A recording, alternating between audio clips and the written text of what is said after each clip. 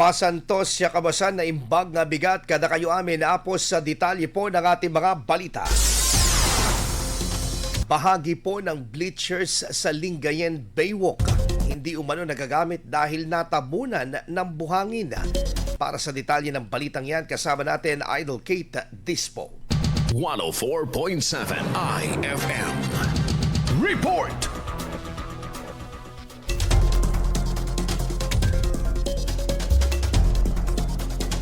Hindi umano nagagamit ng mga residente ng Barangay Manibok ang bleachers na ito sa Lingayen Baywalk dahil natabunan ng buhangin. Sa ibinahaging social media post ng isang konsehal, makikita ang kalagayan ng naturang pasilidad.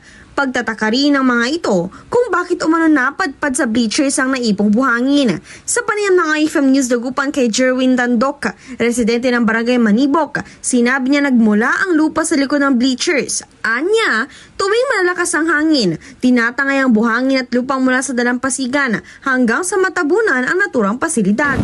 Pag malakas yung hangin lang pumampat ko yung buhangin. Tingnan na lang po, wala po naglilinis po dyan. Tumanggi naman magbigay ng payag ang pamunuan ng Barangay Manibok dahil nasa ilalim umano ng pangangasiwa ng pamahalaan ng panlalawigan ang Provincial Baywalk.